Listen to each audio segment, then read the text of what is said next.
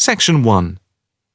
You will hear a man telephone a travel company to book a holiday. First, you have some time to look at questions 1 to 4.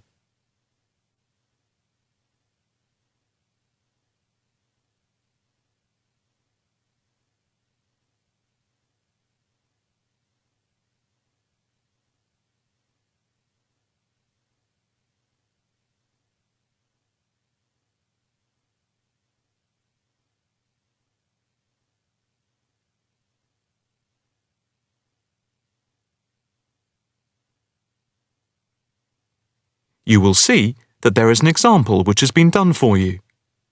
On this occasion only, the conversation relating to this will be played first. Good afternoon. Italia Breaks. My name's Margaret. How can I help you? Hi. I'd like to book a short break in Italy. Hotel and flights combined. Anywhere in particular? Yes, Venice if possible. The holiday destination is Venice. So, Venice has been written in the space. Now the test will begin. You should answer the questions as you listen, because you will not hear the recording a second time. Listen carefully and answer questions 1 to 4. Good afternoon. Italia Breaks. My name's Margaret. How can I help you? Hi. I'd like to book a short break in Italy. Hotel and flights combined. Anywhere in particular? Yes, Venice if possible. We've been looking at some of your brochures, and I want to check if you have any special deals. Right. Let's have a look and see what we've got. Right. OK. I've got the screen up. Can you just give me a few personal details? Sure. First, can I just take your name, please, and a contact telephone number? Certainly. It's John Framlington. That's Framlington. And I'll give you my mobile number. I can't always remember it. Yes, here it is. It's 07987 441192. 441192. That's it. And how many people is it for? Just 2 adults. OK. Any particular price range? It's our first wedding anniversary, and we... Congratulations! Thank you. So we wanted somewhere nice, but not too expensive. We would like to make it something to remember.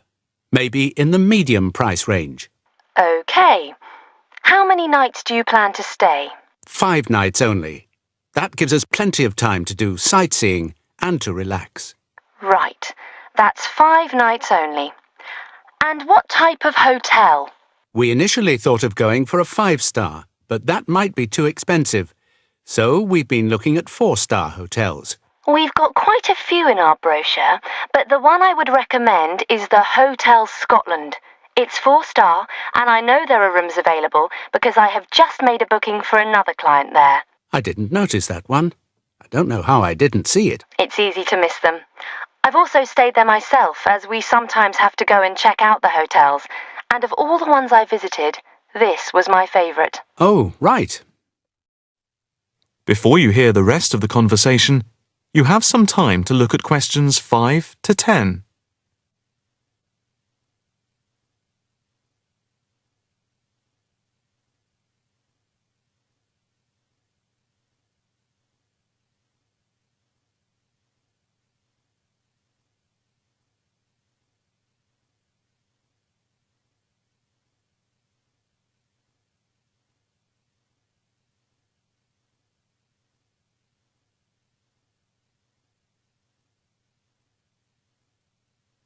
Now listen and answer questions 5 to 10. What's the hotel like? It has a courtyard for breakfast. It's got 50 rooms. It's just been renovated, and so it's very stylish. Is it in the brochure? It's on page 63. Ah, yes. I can see it's right next to the railway station. But what appeals to me most of all is that the hotel's very convenient for all the water buses. And the idea of having a terrace with the room I really find very appealing. These are big pluses. It's probably the most central hotel we have. You might think it would be a bit noisy as it's in the main commuter area and a place where tourists go. But from experience, I can assure you the hotel is very quiet. Most of the rooms are facing away from the main thoroughfare. Can you tell me when you'd like to leave? The 17th of March. Coming back on the 22nd. Okay. I'll just check again if there are places available. 2 adults sharing. Hotel Scotland. Yes, that's gone through. Okay. And how much is the break, including flights? There's a special rate at the moment because it's off-season. For 5 nights, let's see, it's £716 for a double room and flights. That includes airport taxes, but not insurance. Each? No, for 2 adults sharing. That doesn't sound too bad at all. What reductions do you have at the moment? Well, if you make the booking before the 17th of February, you get a further 15% reduction, subject to availability. That's a big saving. Yes, it makes the price very reasonable indeed. Do you need travel insurance? Yes, I suppose we better had. For 7-day cover for both of you, it's £17.88. Okay. Do you want to book today? I think we should, but can I just check with my wife? Can you hold the booking for me? I can hold it until 1 p.m. Okay, that's fine. I'll get back to you immediately. I'll just give you a reference for the reservation. Okay. It's FAPSJM15. Thanks.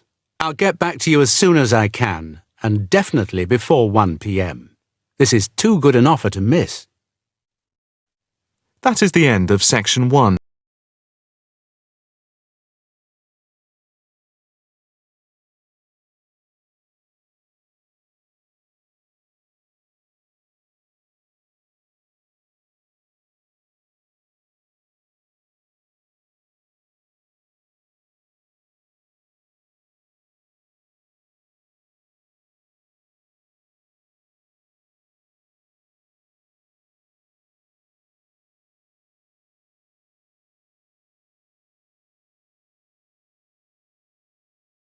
Section 2. Section 2. You will hear a talk by a counsellor on plans for the development of an old industrial site. First, you have some time to look at questions 11 to 13.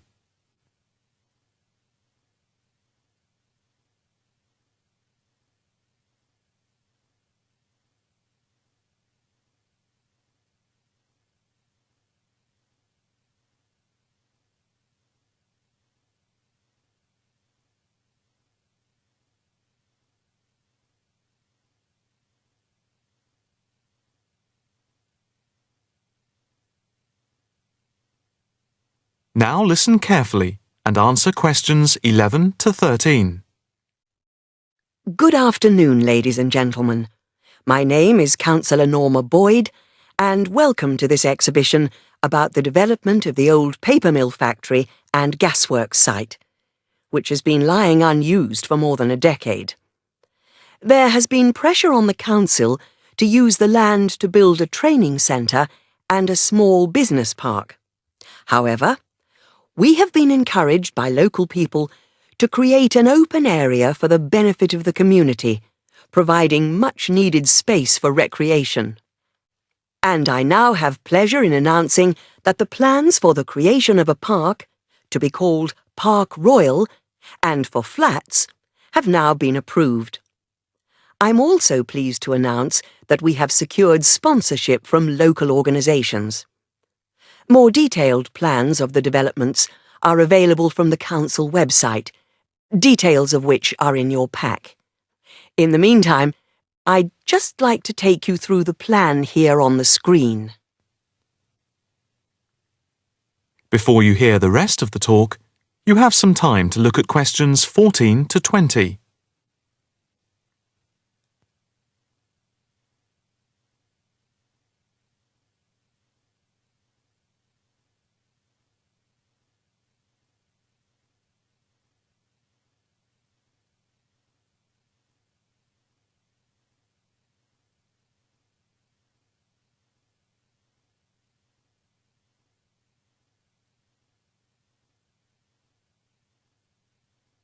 Now listen carefully and answer questions 14 to 20. If we start here at the bottom, you can see Parkside Street, where the main entrance to the park is. On the left of the entrance, in the bottom left-hand corner of the plan, there will be a block of 40 studio flats. On the other side of the entrance, there will be some workshops for local businesses. There will also be another entrance here, on the top right, which leads into Pear Street. Here, in the centre of the park, we will have an ornamental lake with paths radiating north, south, east and west to the different areas of the park. In the top right-hand corner, just by the Pear Street entrance, there will be a large sports area with 2 football pitches and 4 tennis and volleyball courts. Just here, beside the pitches, on the same side of the path, will be an outdoor swimming pool. Now, in the top left-hand corner, a walled flower garden is planned with a rockery and a water feature with walkways, seats and lots of shady areas for the summer. Next to this, a sculpture garden is also planned. Now, let's see. Just here, below the walled garden, there will be a grassy amphitheatre with a permanent covered stage for open-air concerts. We hope that local schools and colleges will use this theatre to showcase student work. In the bottom left-hand corner of the plan, you can see that above the block of flats there will be a play area for children, and directly to the right of this, just near the main entrance, there will be a wild area. More trees will be planted here, and in the middle will be built an educational centre for use by local schools to encourage children to take care of the wildlife and look after the trees and plants. And finally, in the bottom right-hand corner of the park will be a cafe, opening on to Pear Street. And now for questions. If anyone would like to ask anything, I and my colleagues are only too happy to oblige. Yes, the lady in the front row, if I could have your... That is the end of section 2. You now have half a minute to check your answers.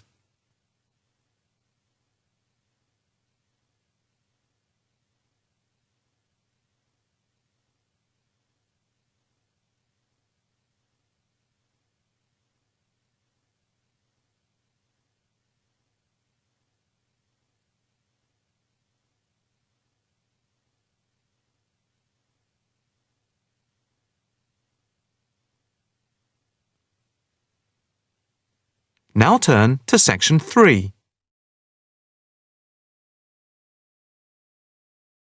Section 3.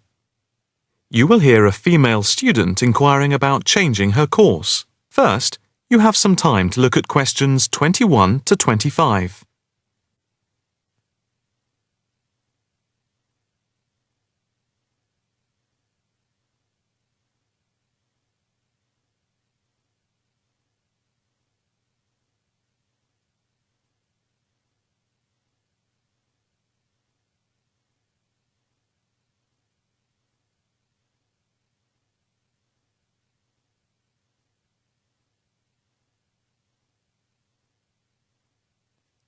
Now listen carefully and answer questions 21 to 25.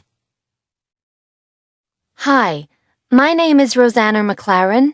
I'm a bit early, but I have an appointment to see the assistant registrar, Andy Matthews, at 10 a.m. Hi, I'm Andy Matthews. Nice to meet you. Nice to meet you. My tutor advised me to come to see you about changing my course. Yes, I've had an email from your tutor, David Vine. Let me just call it up. Here we are. It says, Tutee Rosanna McLaren is on the Wednesday part-time course and wants to change to the distance learning programme. Have you any problems with the course itself? Oh no, I love it. I think the course is really worthwhile. The theoretical sessions once a week on Wednesday from 10 a.m. to 3 p.m. are really good. You have 2 2-hour sessions then? Yes, that's it. And I have to say, I think the practical session from 4 through to 9 in the fashion workshops are also good fun. But I am finding it all very tiring, and it makes me too exhausted for my work on Thursdays and Fridays. You work the other 4 days of the week. Yes, and some Saturdays. I see.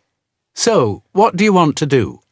I'd like to change to the program with the distance learning component instead of the Wednesday sessions. Yes, that is a possibility.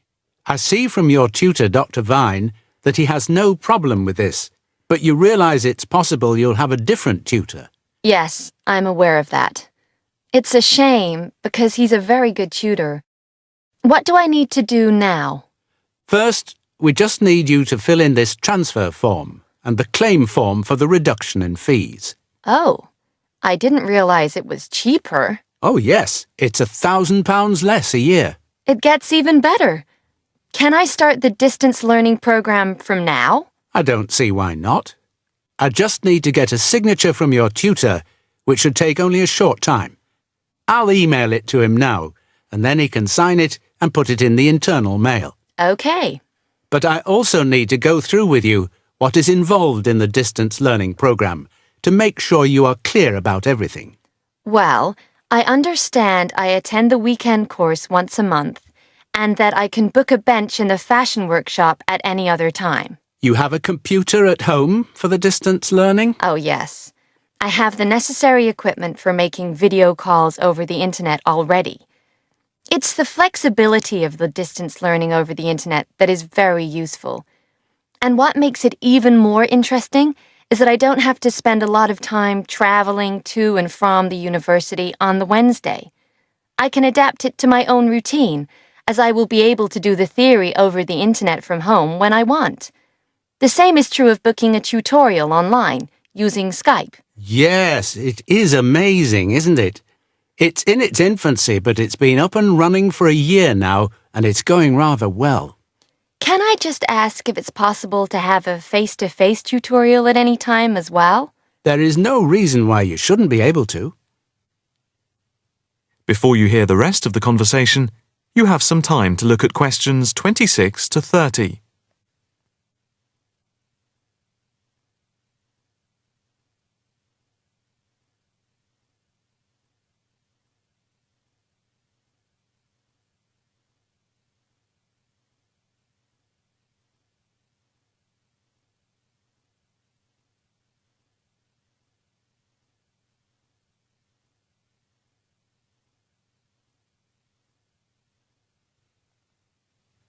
Now listen carefully and answer questions 26 to 30. What about the assessment for the distance learning? I take it that it's the same as for the other program? Let me see. Each month you are expected to keep a written course diary and to present a seminar paper, and at the very end of the course there will be a written exam which will account for 30% of the total marks. What about the coursework? How much does it account for? The design portfolio, which you need to present at the end, accounts for 50%. I would point out just one thing, and that is that on the distance learning program, some tutors like to see the design portfolio twice each term to make sure you're on the right track. But of course you can take it in at any time to show your tutor. And as part of the assessment for the portfolio, you have to present at least one fashion item at a fashion show at the end of the course. Is there anything else? No, that's it. Thank you for all your help. No problem. Hope it all works out well for you now. That is the end of section 3. You now have half a minute to check your answers.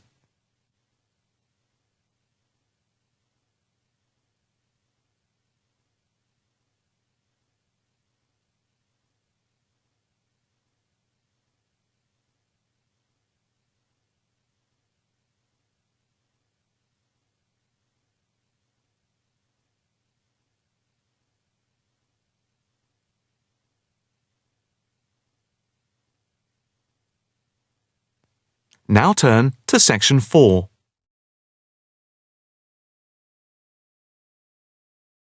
Section 4.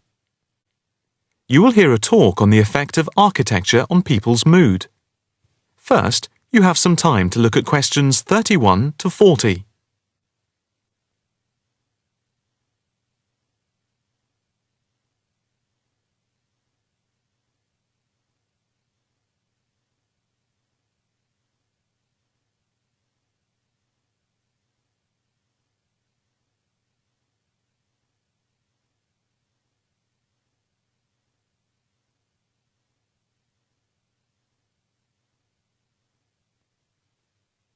Now listen carefully and answer questions 31 to 40. My group has been doing a project on the importance of architecture in people's lives and whether it has any impact on the lives of people in general. The main part I have played is in the collection of data to find out what effect, if any, various buildings have on people's mood, i.e., whether ugly buildings make people unhappy and whether beautiful buildings do the opposite. We had originally thought of starting measuring people's reactions by using a questionnaire with about 40 questions, which we were going to hand out to people, including students at the university. But we were worried that doing the questionnaire would be too time-consuming for people to fill in, so we gave up the idea. I then asked several of the postgraduate students for advice. One of them came up with the simple idea of showing people images of various buildings from different eras and styles, instead of giving out the questionnaire, and asking them to indicate how they felt on a scale of 1 to 5 about the images, where 1 was unhappy and 5 was very happy. People would also be given the option of not saying what they felt. Using the scale meant that it would be much simpler to record people's reactions. I decided to follow this advice, and so the first stage was to collect a large number of images. I used Google to print off color images of views of houses and apartment blocks where people live, and different types of buildings where they work. I started with about 30 or 40, and then reduced them to 10 images. Media resources in the Amory building at the Judd Street branch of the university helped me produce the final images. I had them blown up to A4 size, and we used color rather than black and white to make the detail on the images clearer. We made 5 sets of images, and for protection when handling, we pasted the images onto hard card. Then, using a machine to wrap them with plastic, we laminated the cards. 5 of us targeted different age groups. We went to a local school where we obtained permission to ask a group of teenagers between 11 and 18. We also asked a sample of the general public, including tourists from all over the world, as they exited the Tate Modern in London, what they thought. We aimed to ask people from different age groups, namely 20 to 40 and 50 and over. What our group learnt most from the project was first of all the value of teamwork. And secondly, we found that we had to appoint a leader to stop us pulling in different directions and falling apart. So this turned out to be an invaluable lesson for all of us. As to the findings, for us they proved intriguing. In the end, the sample consisted of 311 respondents. I thought initially that people wouldn't be interested in taking part. With the youngest age group, their reaction was very mixed. It was clear that the youngest group had no pattern of preference at all, as they frequently gave no reaction to the pictures. For the 20 to 40 age group, we found that they tended to score more in the middle range, around 3. We found that out of the 3 groups, the most likely to be favourably affected by the images, that is, they were more likely to score the images as 5, were those aged 50 and above. And nobody in this age group failed to say what their reaction was, which was unique for the 3 groups. In total, I have to say that about 71 people indicated that they had no reaction at all to an image. Our general conclusion is that we need to find out more about why people react as they do, by perhaps giving them a chance to give reasons for their decisions. I would like to finish there and give my teammates a chance to add anything I've missed or take any questions or suggestions. That is the end of section 4. You now have half a minute to check your answers.